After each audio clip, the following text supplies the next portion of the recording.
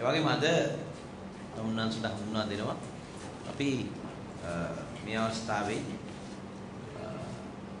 විවිධ දේශපාලන පක්ෂවල මහජන නියෝජිතයින් හැට බලපාන ආයතනවල කටයුතු කළ අද දවසේ වන විට අතිගරු ජනාධිපති මහින්ද රාජපක්ෂ මැතිතුමාගේ ජයග්‍රහණය වෙනුවෙන් අපහා එක්වී සිටින මහජන නියෝජිතයින් කීප දෙනෙක් අපි ඉස්සලාම ගත්තොත් එහෙම මගේ වම්පස එහා කෙළවරේ ඉන්නේ දෙහිවල ගල්කිස්ස මහනගර සභාවේ නාගරික මන්ත්‍රී ක්‍රිස් බල්තසාර් එක්සත් ජාතික පක්ෂයේ එතුමා අතිගරු ජනාධිපතිතුමාගේ ජයග්‍රහණය වෙනුවෙන් අපත් සමග කටයුතු කරන්න තීන්දුව කරලා අපත් සමග එකතු වෙලා ඉන්නවා. ඊළඟට දුෂාන් කාර්යවසම් එක්සත් ජාතික පක්ෂයේ විපක්ෂ නායක කරන්දිනිය ප්‍රාදේශ සභාව එතුමා තමයි පක්ෂ දෙකෙන්ම වැඩිම මනාප ජන සංඛ්‍යාවක් පසුගිය ප්‍රාදේශ සභා මැතිවරණයේ කරන්දිනිය ප්‍රාදේශ සභාවෙන් ලබා ගත්තේ. ඊළඟට මේ පැත්තේ එහා කෙළවර ඉන්නවා අශෝක ඉදිරිවීර ප්‍රාදේශ සභා මන්ත්‍රීතුමා හබරාදුව ප්‍රාදේශ සභාවේ ජනතා විමුක්ති පෙරමුණ නියෝජනය කළේ එතුමා අතිකරු එතුමා තමයි එකම මන්ත්‍රීතුමා ජනතා විමුක්ති පෙරමුණ නියෝජනය කරපු එතුමා අතිකරු ජනාධිපතිතුමා ජයග්‍රහණය සඳහා අපට සහයෝගීත්වය ඉදිරිපත් කළා තියෙනවා. ඊළඟට මාගේ දකුණු පාසින් ඉන්නේ නාමල් ප්‍රියන්ත එක්සත් ජාතික පක්ෂයේ හබරදුව ප්‍රාදේශ සභා මන්ත්‍රීතුමා. ඒ අනුව අද මේ අවස්ථාවේ විපක්ෂ නායකවරයෙක් එක්සත් ජාතික පක්ෂයේ නියෝජනය කරපු කරන්දෙනිය, ඒ වගේම දෙහිවල ගල්කිස්ස මහනගර සභාවේ එක්සත් ජාතික පක්ෂ නාගරික මන්ත්‍රීතුමා සහ හබරදුව ප්‍රාදේශ සභාවේ එක්සත් ජාතික පක්ෂ නියෝජනය කරන මන්ත්‍රීතුමා සහ එකම ජනතා විමුක්ති පෙරමුණ නියෝජනය කරන මන්ත්‍රීතුමා අපහ එක් වෙලා තිනවා. මේ සමහර විට අපේ මේ වත්පත් සාකච්ඡාව යන අතරතුර තවත් ඒ ආකාරයේ කීප දෙනෙක් අපත් සමග එකතු වෙමිට නියමිතව තිබෙනවා. දැන් එතුමන්ලා වෙන වෙනම සඳහන් කරાવી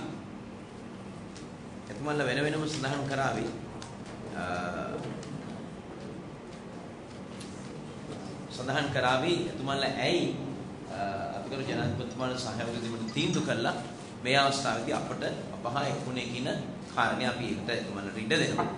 ඊට මත්තෙන් මම විශේෂයෙන්ම පැහැදිලි කරන්න ඕනේ අපේ විපක්ෂයේ පොදු අපේක්ෂක මෛත්‍රීපාල සිරිසේන මැතිතුමාගේ විශේෂයෙන්ම පුවත්පත් දැන්වීම් අපි දුටුවා ඊයේ පෙරේද දවස් කිහිපය තුළ. එයින් එකක් තිබුණේ රාජ්‍ය සේවය ඉලක්ක කරගෙන ඉදිරිපත් කරපු පුවත්පත් දැන්වීම. දැන් අපි අමතක නොකළ යුතුයි එතුමා පොදු විපක්ෂ අපේක්ෂකයෙක්ට කටයුතු කරද්දී ඒකේ මෙහෙයවීම් කටයුතු සිදු කරන්නේ අපේ හිටපු ජනාධිපති චන්ද්‍රිකා කුමාරතුංගමැතිණිය. ඒ වගේම රිගේනින් ශ්‍රී ලංකා පුදුමු ලංකා වැඩසටහන ඉදිරිපත් කරපු 2001 සිට 2004 දක්වා ක්‍රියාත්මක කරලා රාජ්‍ය ව්‍යවස්ථායන් රාශියක් පුද්ගලීකරණය කිරීමට කටයුතු කරපු රාජ්‍ය සේවය හකුලා දැමීමට මුල් වෙච්ච රනිල් වික්‍රමසිංහ මැතිතුමා. ඒක නිසා අපි මෙහිදී මේ පිළිබඳව අවධාරණය කරන්න අවශ්‍යයි. විශේෂයෙන්ම අපි දුටුවා පුවත්පත් නිවේදනයේ සඳහන් කරනවා තමසෙක් ආකෘතිය ආකාරයට කියන්නේ සිංගප්පූරුවේ ක්‍රියාත්මක කරපු තමසෙක් ආකෘතියට ආකාරයට අපේ රටේ තිබෙන ප්‍රධාන රාජ්‍ය ආයතන බැංකු වරාය බලශක්ති ජල සම්පාදන මේ ආදී වශයෙන් මේ ආයතන ඒ තමසෙක් සිංගප්පූරුවේ තමසෙක් ආකෘතිය අනුව කළමනාකරණය කිරීම සඳහා විවිධ අධ්‍යක්ෂවරුන් පත් කළා ඒ ආකාරයෙන් කටයුතු කරනවා කියන කාරණය සඳහන් කරලා තිබුණා. මේ තමසෙක් ආකෘතිය තමයි 1974 ලී කුවාන් යූ සිංගප්පූරුවේ වරාය බලශක්ති රාජ්‍ය බැංකු මේ ආදී වශයෙන් රාජ්‍ය ව්‍යවසායයන් ලාභ ලැබීම එකම අරමුණු කරගෙන පෞද්ගලික සමාගම් බවට අවසානයේ පරිවර්තනය කිරීම සඳහා කරන ලද ඒ ආකෘතිය අනුව කලාමනාකරණය කිරීම රාජ්‍ය ව්‍යවසායයි. දැන් මේක තමයි විපක්ෂයේ පොදු අපේක්ෂකයා පුවත්පත් දැන්වීම බල කළා. මේ අපි කියන දෙයක් නෙවෙයි. කොහෙවත් කියපු කතාවකුත් නෙවෙයි. දැන් ඊයේ පෙරේද පුවත්පත් ගත්ත මේ රාජ්‍ය සේවකීන්ගේ තැපැල් ඡන්ද දෙන්න නිසා 23 24 කියන දින දෙකේදී ඒක ඉලක්ක කරගෙන ඉදිරිපත් කරපු ගෙවලා ඒ අය විසින්ම දැන්වීම පළ කරන ලද පුවත්පත් වලින් අපි ගත්ත උපුටුණය. දැන් මේක අපේ මේක එතුමා මේක මේ ආකාරයෙන් දැන්වීමක පළ කිරීම අරුමයක් නෙවෙයි. මොකද හේතුව 2001 සිට 2004 දක්වා 2001 සිට 2004 දක්වා එතුමාගේ ප්‍රධාන මැතිවරණ ව්‍යාපාරයේ සහාය ලබා දෙන අපේ හිටපු ජනාධිපතිතුමිය ජනාධිපති රනිල් වික්‍රමසිංහ මහත්මයාගේ ආණ්ඩුව තමයි එතුමා අගමැති සහ එතුමාගේ අමාත්‍ය මණ්ඩලය. දැන් එතුමා වාද කළේ. එතුමා තෙල් සංස්ථාව 3කට ගැටුවා. 3කට ගන්නලා 3න් එකක් ඉන්දියන් තෙල් සමාගමට වික්කා. තෙල් ටැංකිය 102ක් එකක් කර 600ක විසුමක් අස්සන් කළා එයාට පැවරීම කරන්නට.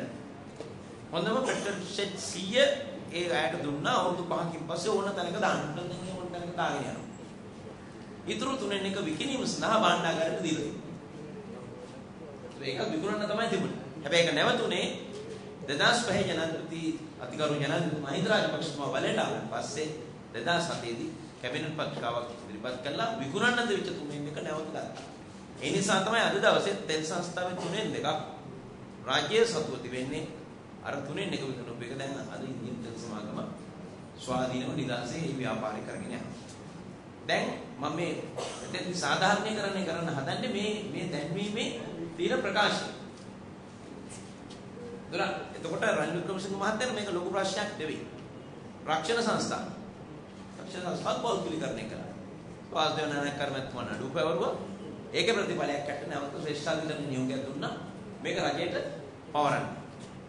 අද තියෙන දියත උයන 100,000 ගණන් එතන උදේට අවදිනවා හවස නැවිදිනවා විවිධ සේවාවන් ලබා ගන්න මේ ස්ථානය. මේක මුලින් තිබුණේ අතර මඩ වගුරක්. මේකේ අක්කරය තාම අඩු මුදලකට කන්දිවල තමයි ඒක පවරගන්නේ. පහත්වීම් සංස්ථාව. පහත්වීම් ගොඩගිරි මහා සමුද්‍ර සංස්ථාව. මේක මොකක්ද කළේ? කැබිනට් පත්‍රිකාවක් දාලා පුද්ගලික කෙනෙකුගේ නමට දුන්නා. ඒ අය විශාල මුදලකට ඊට පස්සේ මේ ඉදිකිරීම කටයුතු කළපු සමාගමට ඒක විකුණුවා. ඊට පස්සේ තමයි එතන ඉදිකිරීම කළා යම් කාර්යයක් එතන සිදු වුණේ. ඒකට එහිව නඩු දැම්මෙන් පස්සේ ශ්‍රේෂ්ඨාධිකරණයේ හිටපු අග්‍රේෂකාරතුමා නියෝගයක් දුන්නා. මේක සම්පූර්ණ පාරදර්ශී භාවය නැති මේක දූෂිත ගණදිනුවක් වෙලා තියෙනවා කියලා. ඒ අනුව ඒ ට්‍රාන්සැක්ෂන් ඒ හුමාරු කිරීම අවලම් කරලා මේක රජයේ ආයතනයකට පැවරුවා. ඒක තමයි අද නාගරික සංවර්ධන අධිකාරියට ඒක පැවරුනේ මේ නඩු තීන්දුව දෙනවා ශ්‍රේෂ්ඨාධිකරණය. මේ අවස්ථා දෙකක් මම පෙන්නනවා. ඊට අමතරව ශ්‍රී ලංකා න්‍යායාලයින් එක UAE එකට වික්කා. මේ ආදි වශයෙන් රාජ්‍ය ව්‍යවසායන් ඒ අතට වික්කා. දැන් ඒ අය තමයි මේ පොදු අපේක්ෂකයාගේ මේ ප්‍රතිපත්ති ප්‍රකාශනය. මේක ඇතුළත් කිරීම අරුමයක් නෙවෙයි. මොකද ඒ පිළිබඳව පළපුරුද්ද තියෙන අත්දැකීම් තියෙන අය තමයි මේ මැතිවරණ ව්‍යාපාරය එතුමා වෙනුවෙන් අද මෙහෙවීම කරන්නේ. ඒක නිසා අපිට මේ කාරණය මම පැහැදිලි කළේ රක්ෂණ සංස්ථාව, අනිත්‍ය නීතිගත සංස්ථාව, වරාය මේ ආදි වශයෙන් ආයතන ගන්නවා. පුද්ගලීකරණය කළා. මොකද පුද්ගලීකරණය කිරීම තුලින් ලබාගත් මුදලෙන් තමයි එදා රටේ සංවර්ධනය එහෙම නැත්නම් අයවැය ලේඛනය අර අඩුව පුරව ගන්න එදා කටයුතු කළේ ඒ පවතිච්ච රජය. හැබැයි මහින්ද රාජපක්ෂ ජනාධිපතිතුමා බලයට ආවන් පස්සේ ඒ ආයතන නැවත පවර ගැනීම කළා. ශ්‍රී ලංකා න්‍යායාලයෙන් පවරගත්තා. රක්ෂණ සංස්ථාව ශ්‍රේෂ්ඨාධිකරණයෙන් පවරුවා. නඩුව නිසා දියතු වෙන්න තියෙන ප්‍රදේශයේ ආකාරයෙන් පවරුවා. ඒ වගේම මේ ආදි වශයෙන් අපිට පුළුවන්කම ලැබුණා ඒ ආයතන නැවත පවරාගෙන ඒවා රාජ්‍ය ආයතන බවට පත් කරගෙන ඒවා ඉදිරියට පවත්වාගෙන යන්න. ඒක නිසා මේක ඉතාම වැදගත් කාර්යය. ඊළඟට රනිල් වික්‍රමසිංහ මහත්මයාගේ ආණ්ඩුව 2002 ඉදිරිපත් කරපු අයවැය ලේඛනයේදී එතෙක් රාජ්‍ය සේවකයා ලැබපු ප්‍රධානම වරප්‍රසාද වෙච්ච විශ්‍රාම වැඩප අහෝසි කිරීමේ යෝජනාව ගෙනා. 2002 පස්සේ රාජ්‍ය සේවකයන්ගේ විශ්‍රාම වැඩප අහෝසි කළා. එදා තිබිච්ච 6,50,000ක් වෙච්ච රාජ්‍ය සේවක සංඛ්‍යාව 3,50,000 දක්වා අඩු කිරීම තමයි ඉලක්ක කරගත්තේ. දා අපිට මතකයි භාණ්ඩාගාර චක්‍රලේඛනය රාජ්‍ය පරිපාලන චක්‍රලේඛනය ඉදිරිපත් කළා. රාජ්‍ය සේවයට බඳවා ගැනීම සියල්ල අත්හිට ඕන තිබුණා. පුරවපාඩු තිබ්බත් බඳවාගත්තේ නැහැ. මේ ආකාරයෙන් තමයි රාජ්‍ය සේවකයන්ට සැලකුවේ. හැබැයි මහින්ද රාජපක්ෂ ජනාධිපතිතුමා බලයට ආවම පස්සේ 6,50,000ක් තිබිච්ච 2004 වෙනකොට තිබිච්ච රාජ්‍ය සේවක සංඛ්‍යාව අද 13 ලක්ෂය දක්වා වැඩි වෙලා තියෙනවා. දැන් මම දැක්කා පොත්පත් දැන්වීම දිනනවා. ගෞරවනීය රාජ්‍ය සේවයක් සඳහා තමයි පොදු විපක්ෂ අපේක්ෂකයාගේ දැන්වීම පළ කරනවා. ගෞරවනීය රාජ්‍ය සේවය දෙන්න විශ්‍රාමකට අවශ්‍ය කරපු අය තමයි අද වේදිකාවේ ප්‍රධාන රංගපෑම කරන්නේ ආවේ. රයින් වික්‍රමසිංහ මහතා. රාජ්‍ය සේවය හම්බුලපුවා. මේක තමයි විදේශ මුල්‍ය ආයතනවල උපදේශ සම්මෝ ක්‍රියාත්මක කරපු ප්‍රතිපත්තිය. යලි මුදුපු ශ්‍රී ලංකාව. ඒකත් එක්ක දැන් මම පෙන්වලා දෙන්න හදන්නේ ඒකත් හා සමගාමීව වැඩසටහන තමයි මේ තමසෙක් සිංගප්පූරුවේ තමසෙක් ආකෘතිය අනුව රාජ්‍ය ව්‍යවසාය මෙහෙයවීම සඳහා ඒ ආකෘතිය යොදාගෙන මේකේ අවසානයේ කෙලවර වන්නේ මේ රාජ්‍ය ව්‍යවසායන් සියල්ල පෞද්ගලිකකරණය කරනවා. හැබැයි අතිගරු ජනාධිපතිතුමාගේ ආණ්ඩුව ආයතන ගණනාව පෙන්වලා තිනවා පසුගිය කාලයන් තුළදී පියවරෙන් පියවර ලාභ ලබන ආයතන බවට ජනතාවට පොදුවේ සේවාවන් කරන ආයතන බවට පරිවර්තනය කරන්න අපිට පුළුවන්කම ලැබිලා තියෙනවා. ලෝකයේ තෙල් මිල ඉහළ නිසා ඊළඟට නියඟේ නිසා සමහර වර්ෂවල රාජ්‍ය ව්‍යවසාය කීපයක පාඩුව නොවන්නට ඒ ආයතන අද වෙනකොට තිබුණු තත්ත්වෙන් ඉහළට ගෙනෙන්නට පුළුවන්කම ලැබිලා තියෙනවා. උදාහරණ වශයෙන් තෙල් සංස්ථාවේ අලාභය අඩු කරගන්න පුළුවන් වෙලා තියෙනවා. ඒ නිසා විදුලි බල මණ්ඩලයේ අලාභය අඩු කරගන්න පුළුවන් වෙලා තියෙනවා. ඒ වගේ විදුලි බල මණ්ඩලයේ ගල්අඟුරු බලාගාර අලුතෙන් ඉදිකල්ලා ඒ විදුලිය සැපයුම නිසා ඒකක පිළිවෙය අඩු මුදලකට දෙන්න පුළුවන්කම නිසා තමයි ඒ ප්‍රතිලාභය ජනතාවට දීලා 125ක් එකවර විදුලි බිල අඩු කරන්න රජය කටයුතු කරනවා. මම පෙන්නලා දුන්නේ කොහොමද මේ ආයතන ක්‍රමානුකූලව රාජ්‍ය ව්‍යවසායන් ලාභ ලබන ආයතන බවට පරිවර්තනය කළේ කරගෙන යන්නේ කියන කාරණා. ඒක නිසා විශේෂයෙන් අපි කල්පනා කරන්න ශ්‍රී ලංකාව කියන්නේ සුබ සාධන ආර්ථිකයක් තියෙන රටක්. ඒක අපේ විතරක් නෙවෙයි මහා බ්‍රිතාන්‍යයේ ඒක යම් වකවානුන් තුළ ක්‍රියාත්මක වුණා. අද බටහිර රටවල් වුණත් වෙළඳපොළ ආර්ථිකයෙන් රටක වුණත් ගොවියන් ආරක්ෂා කිරීම සඳහා ඒ රටවල් විවිධ ක්‍රමවේදයන් භාවිත කරනවා. ඇමරිකාවේ වුණත් එහෙමයි. කපු වගා කරන ගොවියන්ගේ ආරක්ෂාව සඳහා. තිරුඟු වගා කරන ගොවි ගොවියන් තනියෙන් ගොවි නෙවෙයි ඒවා විශාල සමාගම් හෝ සෝපාකාර ක්‍රමයකට කරන ෆාම්ස් තියෙන්නේ.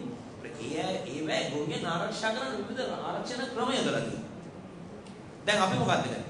ජනාධිපතිතුමා තමයි 2005 ප්‍රථම වතාවට රුපියල් 350ට පොහොර මිටිය ලබා දුන්නේ. තාම ලබා දෙන්නේ. ඉස්සරහටත් ලබා දෙන්නේ. රුපියල් 350ට පොහොර මිටිය. වීවල සාහිත්‍ය මිල වැඩි කිරීම මම පෙන්නන උදාහරණ කීපයක්. ඒ නිසා මෙවැනි සුබ සාධන රාජ්‍යයක් හැට්ට අපිට ඒ වැඩ පිළිවෙල ක්‍රියාත්මක කරන්න පුළුවන්. නමුත් රනිල් වික්‍රමසිංහ මහත්මයාගේ අවුරුදු 2 මාස 3 යන්නේ ජනාධිපතිතුමී ඉඳදී මොකක්ද උනේ? සුබ සාධනයන් කප්පාදු කිරීම ලක් කළ රාජ්‍ය සේවය හැකුළුවා. රාජ්‍ය සේවකයාගේ අභිමානය ගොඩනංවන්න කතා කරන පිරිස් තමයි එදා රාජ්‍ය සේවකයාව තිබුණු තැන පල්ලෙහාට දැන්නේ 1980 දවසකට රුපියල් 10ක් වැඩිම ඉල්ලුව වෙලාවේ තමයි ලක්ෂයකට ආසන්න සංඛ්‍යාවක් රාජ්‍ය සේවයෙන් දොට්ට දැම්මේ. ඩූලි වර්ගික. ඒක තමයි ඒ වෙලාවේ සමහර එදා අනිල්ප්‍රශ්න මැතිතුමා තිරපු රජේ ක්‍රියාකලාපෙන් තමයි අපි මේ නැවතත් මතක් කරලා දෙන්නේ. මේ සියලු දෙනා එකතු වෙලා එක ප්‍රතිපත්තියක් නැහැ. දැන් විපක්ෂයේ පොදු අපේක්ෂකයට පුළුවන් එතුමාටම ආවේනික ආර්ථික ප්‍රතිපත්තිය රටට ඉදිරිපත් කරන්න මේ මැතිවරණේ. ඇයි චන්ද්‍රිකා මැතිණිය එතන ඉන්නේ. එතුමියගේ ආර්ථික ප්‍රතිපත්තියේ 1994 දිනනාවේ මානුෂික මුහුණුවරක් දෙන එකනේ ආර්ථිකයට. ආර්ථිකයට මානුෂික මුහුණුවර. ඒ මානුෂික මුහුණුවර දෙන්න කියලා තමයි වාණිජ සංස්ථාව මැතිණිගේ කාලේ රුසියාවේ ලැබෙන තිබ්බ වාණිජ සංස්ථාව වරවල පුද්ගලීකරණය කළා. වාණිජ සංස්ථාව පුද්ගලීකරණය කළා කියන්නේ අක්කර 100කට ආසන්න ප්‍රමාණයක් සෙලුක්කයකට දුන්නා. කඩලා විකුණලා අද මිලේනියම් සිටි එක හදලා තින්නේ. එතන. මේ මම පෙන්වුවේ අවස්ථා දෙකක්. මේ අයත් එක්ක තමයි මේ ආර්ථික වැඩපිළිවෙල ඉදිරිපත් කරන්නේ.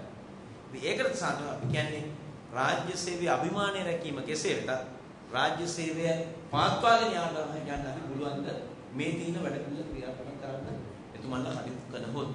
ඒ වගේම රාජ්‍ය සේවකයෙකුගේ වැඩුම 2005 කමිටු වාර්තාව අනුව ආවම වැඩු රුපියල් 6000 ටිකේ 11970 වඩ.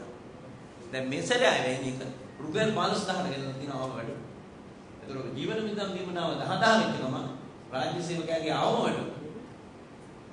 අඩුවසේ ඉන්න වැඩ රුපියල් 25000න් තමයි ආරම්භ කරන්නේ රාජ්‍ය සේවකයට. ඒ අතරතුර පෞද්ගලික අංශයට යම් යම් සහන් සැලසලා තියෙනවා. ඉතින් මෙතෙන්දී ඒ වගේම උපාධිදාන. දැන් මම දැක්කා දැන්වීම පළ කරලා තියෙනවා. උපාධිදාරින්ගේ අභිමානය රකින්න යනවා. ඒ පොදු අපේක්ෂක විපක්ෂී. එතකොට එතුමන්ත් එක්ක ඔය කටයුතු කරන පිරිස ඉන්නකොට ජනතා විමුක්තියට බොහොම ලේසියෙන් තිබුණා නේද? අවස්ථාව තුන උපාධිදාරින් ලෝගෝ දාලා පවා වීතිතිගේ උද්ඝෝෂණ සටන් පාඩි. කොටුව දුම්රිය ඉදිරිපිට පාර හරස් කරලා වාඩි වෙලා උද්ඝෝෂණ. එහෙම තිබුණා. එක්ක මහනුවර එක්ක කුරුණෑගල මේ ආදි වශයෙන් තිබුණා. කොහොමද 2013 උපාධිදාරින් හැර පිට වෙච්ච මේ වෙනකොට 2012 දක්වා හිටපු සෑම උපාධිදාරියෙකුටම 51000කට රජයේ රැකියාව ලබා දුන්නා. අපි මේ රැකියාව ලබා දෙනකොට විපක්ෂයේ අද ඔය ඉන්න සජ්ජාතික පක්ෂ ප්‍රධාන ලේකම්තුමා දැන් ඉන්නේ. එදාට මේකක්වත් ස්ථිර වෙන්නේ නැහැ. විවාදවලට පවා. හැබැයි ඒ පත්තු සියල්ල ස්ථිර කළා විතරක් නෙවෙයි සංවර්ධන නිලධාරීන්ට යතුරුපැදි පවා රජයෙන් ඒ ක්ෂේත්‍ර කාර්යයන් සඳහා ලබා දුන්නා. එයාගේ කාර්යාලය ඉදිකිරීම සඳහා ප්‍රතිපාදන වෙන් වෙලා අද ඒ කාර්යාලය ඉදිකිරීගෙන යනවා. නිසා දැන් මෙතන කියන්න පුළුවන් මේගොල්ලෝ දැන් සංවර්ධන නිලධාරීන්ට පත් කරලා තිනවා ක්ෂේත්‍ර කාර්යකාරී. ඔය රැකියාව වල ස්වභාවයෙන් තියෙනවා. බැංකුවක වැඩ කළත් බැංකුවේ ණයක් දෙන ණයකලමනාකරුවෙක් යටතේ ඉන්න සේවකයින් සහකාර කලමනාකරුවෝ. ඒ පරිශ්‍රය බලන්න යනවා. ඒ ව්‍යාපාරය බලන්න යනවා.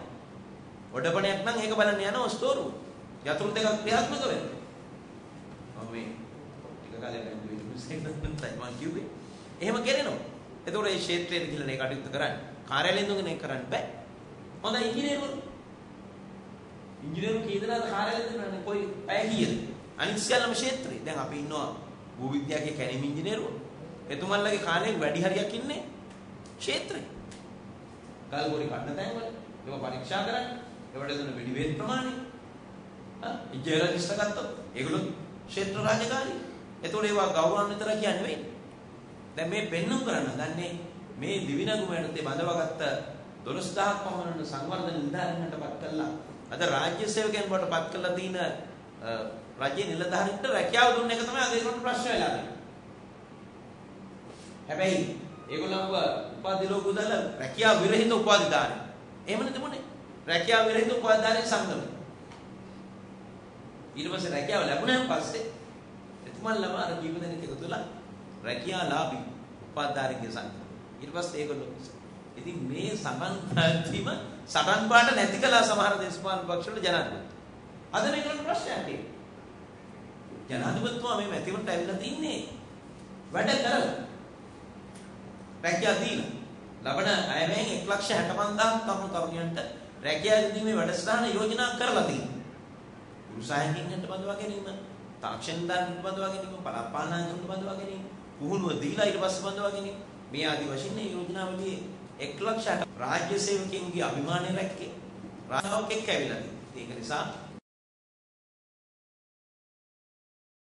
රාජ්‍ය සේවකයන් අතම ගණන් ගෙවාගෙන කොළඹට එන්න අවශ්‍ය වෙන්නේ නැහැ. ප්‍රාදේශීය ලේකම් කාර්යාලය කටයුතු කරන්න පුළුවන්. අද මේ විදිහට රාජ්‍ය පරිපාලනය.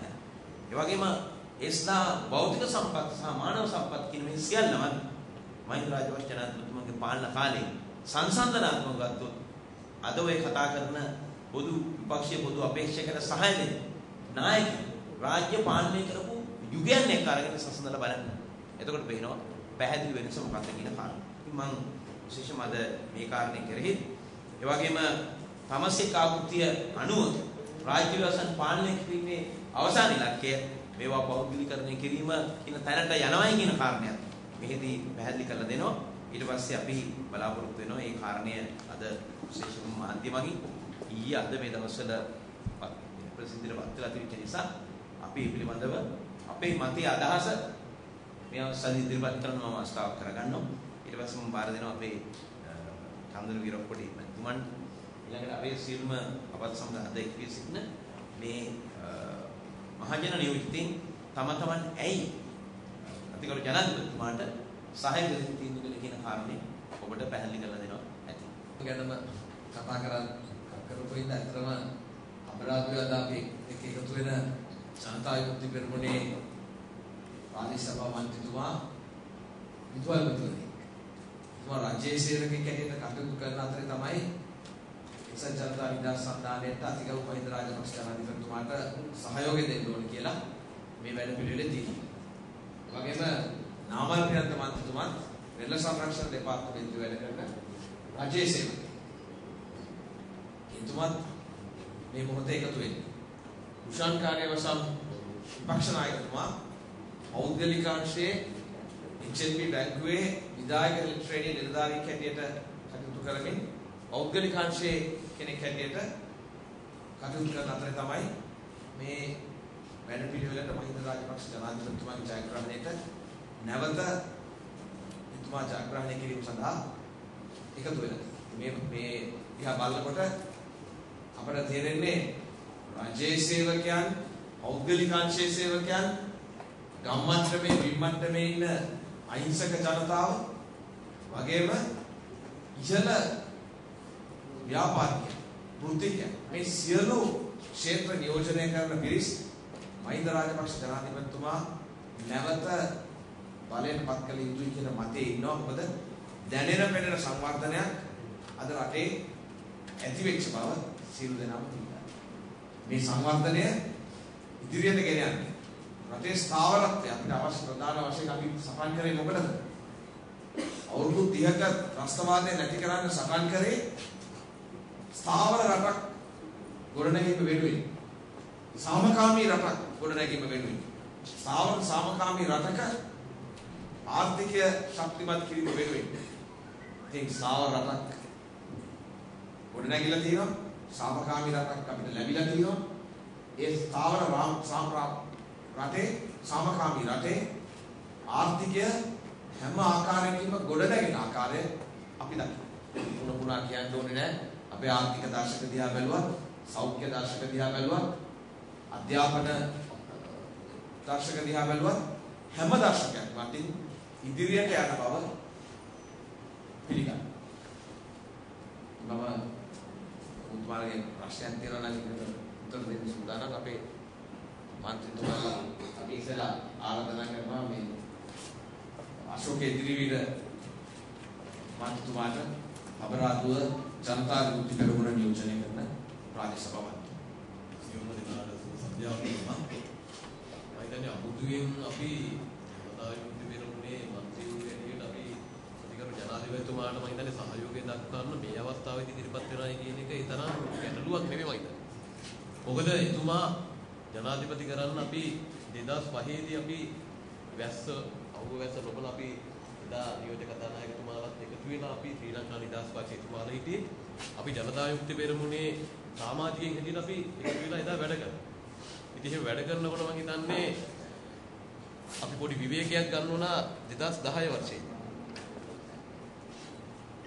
පක්ෂයේ යම් ප්‍රතිපත්ති තීරණ මත ජෙනරල් පොන්සේකත් එක්ක සම්බන්ධ වුණා එදා මැතිවරණය. ඉතින් අපිට පේනුණා ඉතින් මේ වැඩේ තරම් හොඳ නෑ. නමුත් පක්ෂේ තීරණත් එක්කනේ අපිට යන්න වෙන්නේ. නමුත් ඒ පාර දැන් 2015 මෙවර මැතිවරණයේදී ගන්න තීරණේ තරම් හොඳ නෑ. හැබැයි මෙවර එක පැත්තකට බර නොවි හිටියත් නමුත් කියන ජනාධිපතිතුමා පරාද කරනවා. ඉතින් අපිට ඒකෙදි හැඟෙන්නේ අපි පාක්ෂිකව හැටියට මහජන නියෝජිතය හැටියට එතුමා පරාජය කරනවා නම් සිරිසේන මැතිතුමා ජයග්‍රහණය කරවන්න වක්‍රාකාරයෙන් උදව් කරනවා කියලා. ඉතින් ඒකෙදි අපිට දේශපාලනඥයෝ හැටියටවත් නියෝජක කතානායකතුමා කිව්ව විදුහල්පතිවරයා හැටියට අපිට පුරවැසිය හැටියට අපිට කළ යුත්තේ මොකද්ද කියන එක තමයි මේ මොහොතේදී අපිට තේරුම් ගන්න වෙන්නේ. ඒ නිසා මේ වෙන සංවර්ධනයක් ඊළඟට මේ හොඳම ආසන්නම සිද්ධිය තමයි පහුගිය දවස්වල මේ පාකිස්තානයේ වෙච්ච පාසලේ වෙච්ච සිදුවීම.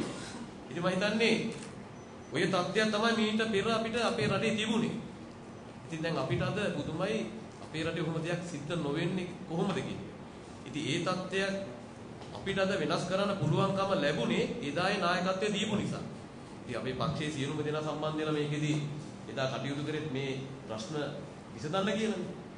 ඒ විසඳනකොට පක්ෂය ගන්න තීරණ පිළිබඳව අපිට පොඩි සැකයක් මතුවෙන මොකද්ද කොහේද යන්නේ කියලා. ඒ නිසා අපිට මේ හැම දෙයකටම අපිට එකඟ වෙන්න බැරි නිසා තමයි අපි තීරණය කරේ එකම മന്ത്രിවරයෙකු වුණ සබරාදු ප්‍රාදේශ සභාවේ සිටින අතිගරු මහින්ද රාජපක්ෂ මැතිතුමාට සහයෝගය දක්වන්න ඕන. ඒ නිසා අපිට മന്ത്രി ධූරයට වඩා මම හිතන්නේ අපිට වටින්නේ අපේ රට මව්බිම. ඉතින් අපිට තීරණය කරන්න වෙන පුද්ගලයා කවුද කියලා. නමුත් අපිට මේ වෙනුවෙන් කටයුතු කරන කෙනා හැටියට අපිට අතිගරු මහින්ද රාජපක්ෂ ජනාධිපතිතුමත් එක්ක අපිට සම්බන්ධ වෙලා එතුමාගේ ජයග්‍රහණය වෙනුවෙන් අපිට සහයෝගය දෙන්න වෙනවා. ඒ නිසා මම ඒකට සම්බන්ධ වුණේ ඒ හේතු කාරණා කිහිපෙන්. ගත්තම මේ මොහොතේ අපේ මව්බිමත් ඒ වගේම එක්සත් ජාතික පක්ෂයත් තීරණාත්මක අවස්ථාවකට ඇවිල්ලා තියෙනවා. මොකද මම කියන්නේ අපි රටක් විදිහට ගත්තම අතිගරු ජනාධිපතිතුමා වසර 30ක යුද්ධය ඉවර කරලා මේ වෙනකොට අපේ රටේ දැවැන්ත සංවර්ධනයක් සිදු වෙමින් පවතිනවා. කරන්දිනී කියන ගම නියෝජනය කරන මම මේ දේ හොඳට දකිනවා. ඒ වගේම දිස්ත්‍රික්කයක් වශයෙන් ගාල්ල දිස්ත්‍රික්කෙත් මේ වෙනකොට විශාල සංවර්ධනයක් සිදු වෙනවා. ඒ වගේම තමයි සිරිසේන අපේක්ෂකතුමා මෙහෙවන්නේ මේ රටේ හිටපු ජනාධිපතිතුමියක්. ඒ ඇත්තටම අපි දකිනවා ඉදිරියේදී යම් යම් LTT හිතවාදී කොටස් සමග එකතු වෙලා මේ රට බෙදීමේ යම් අවදානමක් තියෙනවා. එහෙනම් අපි කල්පනා කරන්න ඕන මේ වෙනකොට අපේ ජනාධිපතිතුමා පරාජයටපත් කරලා මේ සිරිසේන මහත්තයා කණ්ඩායම උත්සාහ කරනවා මේ රට බෙදන්නත් ඒ වගේම මේ දැවැන්ත සංවර්ධනය ආපස්සට හරවන්න. ඒ නිසා මම දැන් අපි පක්ෂපාත ජාති ආගම් ભેදයක් නැතුව මේ වෙලාවේ අතිගරු ජනාධිපතිතුමා ශක්තිමත් කළ යුතු වෙනවා. ඒ වගේම පක්ෂයක් විදිහට ගත්තම අද අලියත් නැහැ, පොළපාටත් නැහැ, එක්සත් ජාතික පක්ෂ අපේක්ෂකයෙකුත් නැහැ. මම දැන් පහුගිය ජනාධිපතිවරයෙක් මේ දෙයින් සිද්ධ වුණා. ඒ නිසා අද අපේ ගමේ පාක්ෂිකයා දැඩි කලකිරීමෙන් ඉන්නවා. මොකද එක්සත් ජාතික පක්ෂය කියන්නේ ලක්ෂ 35ක 40ක ඡන්ද පදනමක් තියෙන දැවැන්ත පක්ෂයක්. ඉතින් ඇත්තටම මේ පක්ෂය අද වර්තමාන නායකයෝ එකතු වෙලා මම හිතන්නේ ඊටමත් වේගෙන්ම ඒ කනත්ත දක්වා අදගෙන යනවා. මම හිතන්නේ අපේ මහලේකම්තුමා හොඳ තීන්දුවක් ගත්තා පිස්සත් නායක ලේකම්තුමා. ඉතින් ඇත්තටම අපි එතුමා සමග එකතු වෙලා මේ ගමනේදී අතිකරු ජනාධිපතිතුමා ජයග්‍රහණය කරන අතරම විශේෂයෙන්ම මේ සිරිසේන මහත්තයා ජයග්‍රහණය කරොත් මම හිතන්නේ වෙන්නේ නැහැ කොහොමත් අපි හිතුවොත් අවාසනාවට දෙයක් සිද්ධ වුණොත් විශේෂයෙන්ම ඒ පිටිපස්සේ ඉන්නේ චන්ද්‍රිකා මැතිණිය. ඒ කියන්නේ මේ රටේ බලය අතට ගන්න තුමිය. එහෙනම් එක්සත් ජාතික පක්ෂයේ පාක්ෂිකයෝ කැප වෙලා තමන්ගේ ලේ දහඩිය කැප කරලා සිරිසේන මහත්තයා ජයග්‍රහණය කරුවොත් අන්තිමට මේ රටේ රජ වෙන්නේ චන්ද්‍රිකා මැතිණිය. මේ කියන්නේ එක්සත් ජාතික පක්ෂය තවදුරටත් විනාශ වෙනවා. එහෙනම් අපි මේ අවස්ථාවේදී රට ගැන හිතලා ජනාධිපතිතුමා ගැන හිතලා පක්ෂපාත ජාති ආගම් බෙද නැතුව අතිගරු ජනාධිපතිතුමාගේ ජයග්‍රහණය වෙනුවෙන් කැප වෙන්න ඕන. ඒ සඳහා මම පුළුවන් උපරිම ශක්තිය ලබා දෙනවා. ගොඩක් ස්තුතියි. සියලු දෙනාටම සුබ සන්ධ්‍යාවක් කියලා මේ කතාව ආරම්භ කරන්න සූදානම්. මම හිතන්නේ මේ මං ගැන විශේෂයෙන්ම අමුතුවෙන්ම මේ දාස් ටික කියන්න ඕනේ නැහැ. හේතුව තියෙන පසුගිය දිනයකදී අඟහරුවාදා වගේ දිනයකදී මාධ්‍ය සාකච්ඡාවක් කරලා එහිදී මම ප්‍රකාශයක් කරා අපේ සිරිසේන මැතිතුමාගේ පුත්‍රයන් දහම් සිරිසේන මහතා මගේ ඔළුවට පිස්තෝලයක් තියලා මේ මට මරණ තර්ජනය කරලා ඒ වෙච්ච අසාධාරණ ගැන ඒ අසාධාරණයෙන් පසුව මම ගත ක්‍රියාමාර්ග පිළිබඳව ඒ මාධ්‍ය සාකච්ඡාවේදී මම මාව හඳුන්වලා දුන්නා. ඒ සම්පූර්ණ කතාව කරා. හැබැයි මේ මම මෙහිදී ආවේ හේතුව දෙන අපේ එක්සත් ජාතික පාක්ෂික නොයෙකුත් දෙක කණ්ඩායමක් එකේ දැන් විශාල පිරිසක් මේ කතාවෙන් පස්සේ අපේ ජනාධිපතිතුමාට එක් වෙලා සිටින මාත් සමග අපේ තරුණ විශාල කැලක්. ඒ දෙන්නේ තරුණයන්ට තියෙන අනාගතය මේ පිස්තෝලයක් ඔළුවට තියලා ඒක මේ මේකත් ඉදිරියට යන්නේ කියන ප්‍රශ්නයක් ඒ තරුණයන්ගෙන් ඇති වෙලා තියෙනවා. ඉතින් මම හිතන්නේ අවස්ථාවේදී අපි දුන්න පණිවිඩය මේ රටේ තරුණයන්ට යෝග්‍යත අපි මේ හොඳ උදාහරණයක් තමයි දැක්වේ මේ අපේ අපේක්ෂකතුමාගේ පුතාගේ වැඩ මේකේ බලයට එන්නේ ඉස්සර පිස්තෝලයක් තිබ්බනම් බලයට ආපුවම පස්සේ කොහොම ක්‍රියාව වේද මොන ක්‍රියාවන් ගණීද කියලා තියෙන ප්‍රශ්නයක් තමයි ඇති උනේ. ඉතින් මම මේ අවස්ථාවේදී ප්‍රකාශ කරන්න කැමති අනිකුත් එක්සත් ජාතික පාක්ෂිකයින්ට පාක්ෂිකයින්ට මේ තීරණය මම ගත්තේ අමුත්තකින් නෙවෙයි. ඒක මට වෙච්ච අසාධාරණය ගැන මම පක්ෂයට කිව්වා. කිසිම කටයුත්තක් ඒ වෙනුවෙන් මට කරේ නැහැ. කිසිම සාධාරණයක් මට කරේ නැහැ. ඉතින් මෙච්චර ඒක අපි 2010 මැතිවරණයෙන් පසුව දැන් මේ මැතිවරණ අවස්ථාවේ 2010ත් අපේ අපේක්ෂකයෙක් දැම්මේ නැහැ. මේ තරම් ශක්තිමත් පක්ෂයක්. ඌව මැතිවරණයෙන් පස්සේ අපි එක්සත් ජාතික පක්ෂයක් අපිට හරි කියාගෙන අපි එක්සත් ජාතික පක්ෂය බැස්සේ අපිට හරි දැන් පුළුවන් අලුත් නේ අර ඔක්සිජන් ටිකක් ඇඟට දාලා සේලයින් ටැග් ගහලා එළියට ඇවිල්ලා හොඳ හයි එකකින් බැස්ස තරුණයෝ අපි. හැබැයි දැන් අපිට වැරදුනා ආයෙත්. හේතුව තියෙන්නේ මේගොල්ලන් මේ කරලා තියෙන වැඩෙන් එක අපේ එක්සත් ජාතික පක්ෂයේ අපේක්ෂකයෙක් දාන්න නැතුව මීට පෙර සම්මේලනයේ අපේ එක්සත් ජාතික පක්ෂ සම්මේලනයේ අපේ නියෝජනායක සජිත් ප්‍රේමදාස මහත්මයා පැවසුවා අපේ නායකතුමාට අභියෝගයක් කරා. එතුමා කරපු අභියෝගය තමයි නායකතුමනි ඔබතුමා ලබන මැතිවරණ ඉදිරිපත් වෙන්නේ නැත්නම් ඒක මට හරි දෙන්න කියලා. ඒ වෙලාවේදී එතන හිටපු එක්සත් ජාතික පක්ෂයෙන් විශාල මේ පිළිගැනීමක් තිබ්බා ඒ කතාවට. හැබැයි අද වෙද්දී මේ පැත්තේ හිටපු මහලේකම් කෙනෙක්ව අරගෙන අපේ නායකතුමාට වඩා සුදුසුයයි කියලා හිතලා ජනාධිපති අපේක්ෂක හැටියට දාලා තියෙනවා. ඉතින් මම කියන්නේ පෞද්ගලිකව මගේ හෘද සාක්ෂියට එකඟව මගේ ඔළුවට පිස්තෝලයක් තියලා මාව මරන්න හදපු එක්කෙනාගේ තාත්තට මට නම් කිසිම විදියකින් වැඩ කරන්න බෑ. ඒ වගේම මම තව පණිවිඩයක් දෙන්න ඕනේ.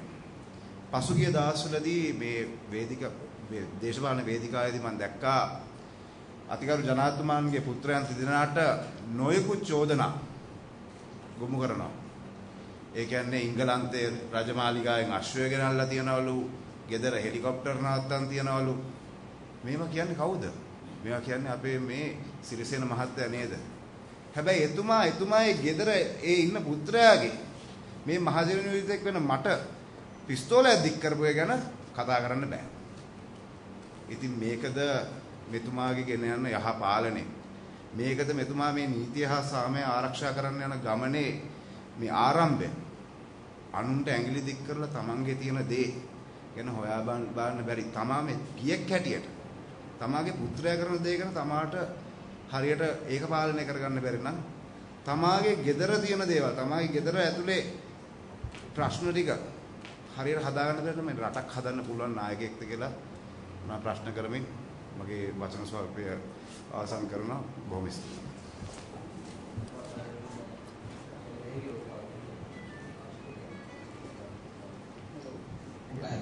අපේ ඊයේ දවසේ ඇතුළත අපේ අපරාධ වාසනයේ 100 දෙනෙක් එක්සත් ජාතික පක්ෂයේ ඇවිල්ලා මගේ කාර්යාලයට ඇවිල්ලා බැලුවා මෙතුමාලත් එක්ක. ඊට කලින් ඔබ උත්තර දෙන්න කලින් ඔබන්නේ දුරුතු. තවත් ඒ වගේම සංඛ්‍යාවක් පැමිණියා. දැන් ඉදිරියටත් අදත් අපේ නිකෝ ඇවිල්ලා බැලෙන්න පුළුවන්. ඒ වගේ ප්‍රවණතාවයක් ගම්මට්ටමේ මිනිස්සුන්ට පැහැදිලිව තියෙනවා. මම ප්‍රේමලාල් නවනන්දන සිල්වා ලාල් සිල්වා හැටියට තමයි සියලු දෙනා දන්නේ.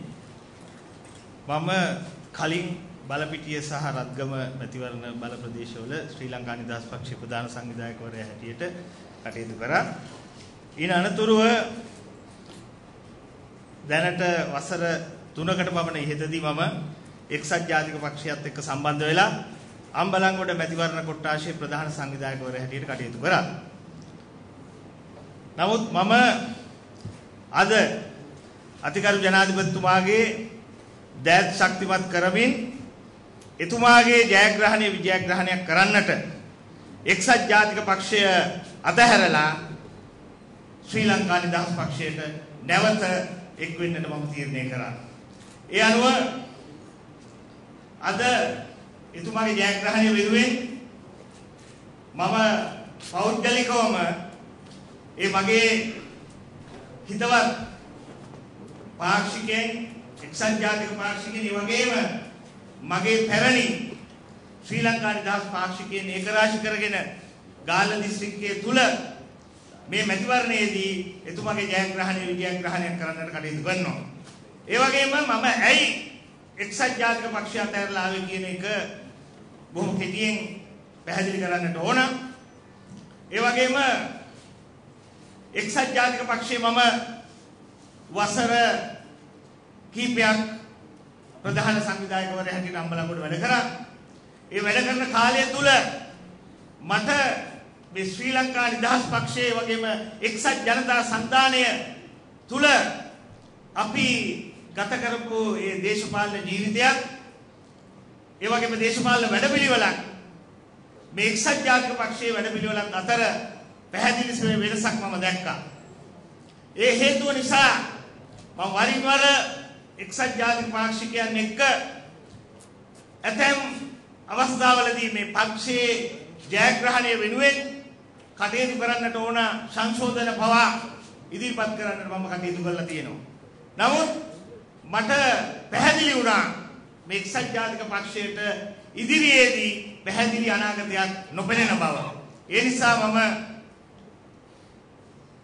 දැඩි ලෙස කලකිරීමෙන් පසුව ඉන්න අවස්ථාවක තමයි මේ ජනාධිපතිවරණය එළඹුණේ.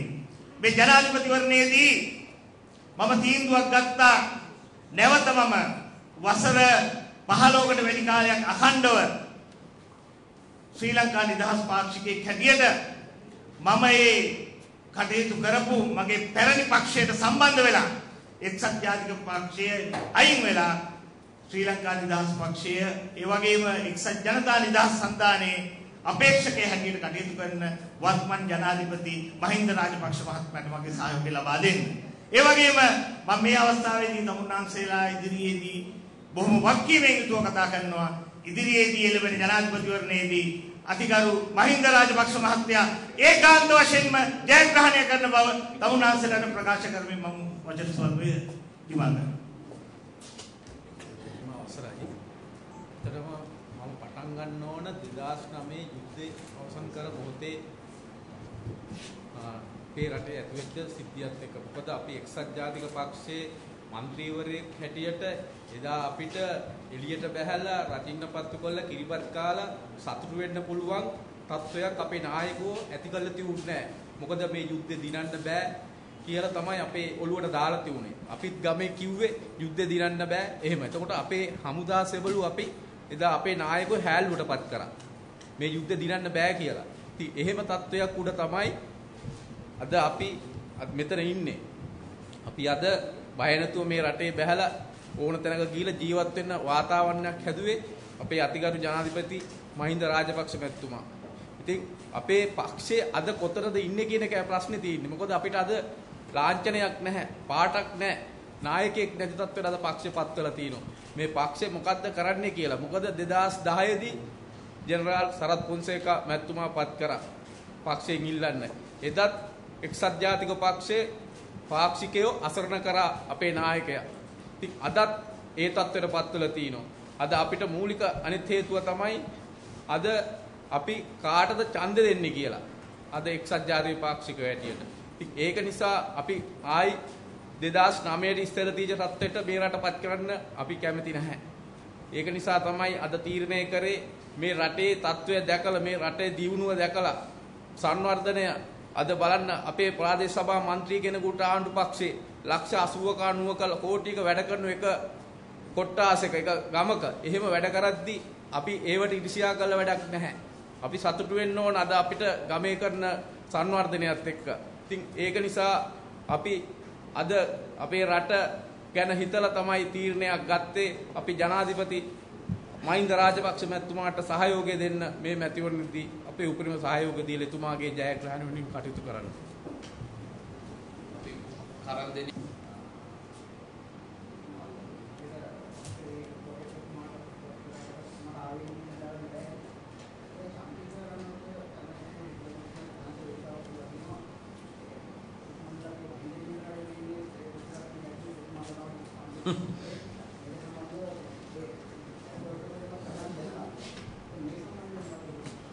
මහින්ද චින්තනය හැදුවේ එතුමන් නෙමෙයි. මහින්ද චින්තනයේ හැදීම සඳහා එදා එක්සත් ජනතා නිදහස් සන්ධානයට සහයෝගය දුන්න සෑම දේශපාලන පක්ෂයකම අදහස් ගොනු කරගත්තා. අරගෙන වෙනම කණ්ඩායමක් තමයි විශ්වවිද්‍යාල කතිකාචාර්යවරුන්, නීතිඥයින්, විධායක නිලධාරීන්, ආර්ථික විශේෂඥයන්, විවිධ ක්ෂේත්‍රවල නිපුණතාවයන් තිබෙන පිරිස් රාශියක් සමූහයක් එකට එකතු වෙලා තමයි මහින්ද චින්තනය ඉදිරියට සකස් කළේ. දැන් මේ සැරේකට එතුම නැහැනේ. දැන් අපි බලන්න තව දවස් දෙක තුනකින් මහින්ද චින්තනය තුන්කල් දැක්ම ඒ ආදි වශයෙන් ඉදිරියට එනවා. එතකොට අපි බලමු කොහොමද ඒක කියලා. දැන් කොහොම වුණත් මහින්ද චින්තනය පළවෙනි 2005 ඉදිරිපත් කරපු එක අපි සාක්ෂාත් කළා තමයි දෙවෙනි එකට. ඉදිරි දැක්මට. ඒත් ඉදිරි දැක්ම ඉදිරිපත් කළේ අවුරුදු 6කට. හැබැයි අවුරුදු 6 එක අවුරුදු 4ක් වෙනකොට ඒ අති විශාල සංඛ්‍යාව අපි කරුණු සාක්ෂාත් කළා තමයි ජනාධිපතිතුමා මේ මැතිවරණයට ඉදිරිපත් කළා. එනිසා මේ මහින්ද චින්තනයේ අයිතිය කාටවත් ඒ පේටන්ට් අයිතියක් කාටවත් දීලා නැහැ. ඒක මහින්ද චින්තනය. ඒක අපේ පක්ෂ සියල්ලේ එකමුතුව එක්සත් ජනතා නිදහස් සන්ධානයේ අතිකරු ජනාධිපතිතුමා ඉදිරිපත් කරපු විෂන් එක. දැක්ම.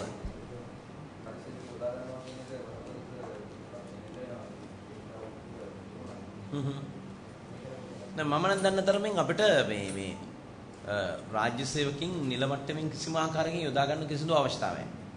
දැන් තමුන්නාන්සට මම කියන්නේ මගේ කාර්යාලය තියෙනවා මාළඹේ. ප්‍රධාන පාර අසල අර ඒ මම තන කියන්නේ ලේසි වෙන නිසා මාළඹේ හන්දියට මීටර් 100ක් විතර එහැයින් මේ පාසල අසන්. එතනට ගිහිල්ලා බලන්න. කී දෙනෙක් එතන වැඩ කරනවද කියලා.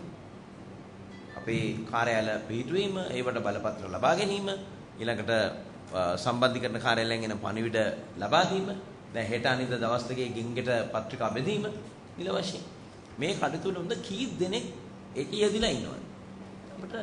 අපිට එහෙම රාජ්‍ය සේවකයෝ අරගෙන මේ එහෙම කරන්න අවශ්‍ය නැහැ හැබැයි. රාජ්‍ය සේවකයන් ශ්‍රී ලංකා නිදහස් වෘත්ති සමිතිය ඊළඟට සන්ධානයට සම්බන්ධ විවිධ දේශපාලන පක්ෂ වෘත්ති සමිති වල අය තමන්ගේ සේවා කාලයෙන් බැහැරව ඒගොල්ලන්ට දේශපාලන නිදහස් තියන අය ඒගොල්ලෝ වෘත්ති සමිතියන්ට කටයුතු කරනවා.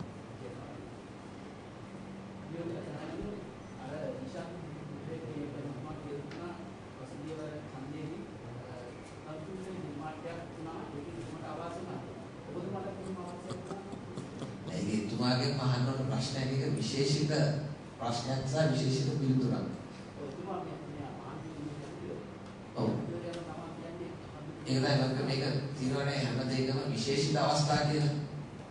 exceptional circumstances.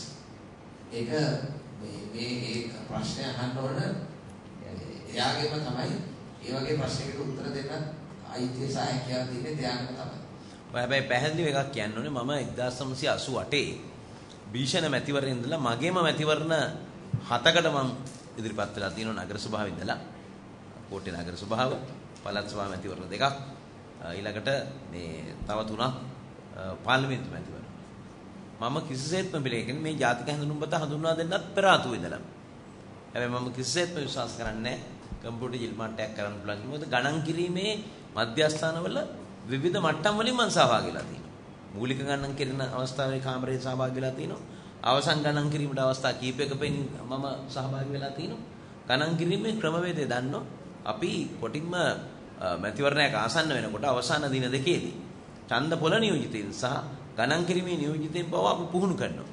අපි කොයි ආකාරයෙන්ද අවධානය යොමු කරන්න ඕනේ කොහොමද ගණන් කරන්න ඒවා බලන්න ඕනේ ප්‍රතික්ෂේපිත වෙන ඒවා කොහොමද ප්‍රතික්ෂේප වෙන්නේ ඒ සියල්ල පිළිබඳව මට අවබෝධයක් තිබෙන නිසා විශේෂයෙන්ම මැතිවරණ කොමසාරිස්තුමා සමග ඕනම මැතිවරණයක නේද අපි අදත් මුණ ගැහුවා මේ මැතිවරණ මේ දෙවෙනි වතාවට මුණ ගැහුවා තුන්වෙනි වතාවට නිසා අපි සහභාගී වෙන නිසා අපි දන්නවා ඒ ගණන් කිරීමේ ක්‍රමවේදය මොකද්ද කිසිම ආකාරයකින් කම්පියුටර් ජිල් මාට් එකක් වර්තමානයේ නම් කරන්න පුළුවන් කමක් නැහැ කියන එක ඊටාම පැහැදිලිව කියනවා මම මේ 88 ඉඳලා ගණන් කිරීමේ කටයුතු වල සහභාගී වෙච්ච කෙනෙක් හැටියට නොවිච්ච අය කියනවා ඇති එහෙනම්